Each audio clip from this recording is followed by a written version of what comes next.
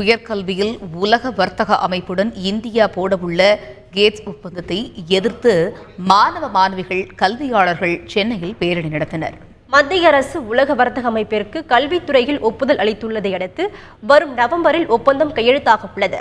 இதற்கு எதிர்ப்பு தெரிவித்து எழும்பூர் ராஜரத்தினம் திடல் அருகில் மாணவர்கள் கல்வியாளர்கள் பங்கேற்ற பேரணி நடைபெற்றது. இந்த பேரணியில் கல்வியாளர்கள் வசந்தி தேவி, பிரின்ஸ் கஜேந்திர பாபு உள்ளிட்ட பலரும் கலந்து கொண்டார்கள்.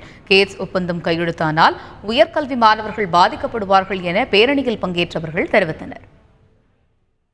இந்த ஒப்பளிப்புகள் உயர்கல்வியில இந்தியாவால் கொடுக்கப்பட்டிருக்கு.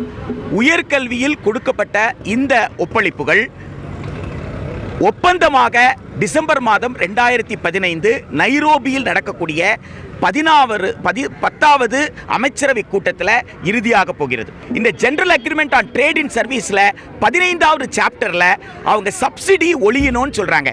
சப்சிடி இஸ் டிஸ்ரப்டிவ் அப்படின்னு சொல்றாங்க. மானியங்களே இருக்கக்கூடாது அப்படின்னு சொல்றாங்க. மானியங்கள் இருக்கக்கூடாதுன்னு சொன்னா UGC கலைக்கப்படும்.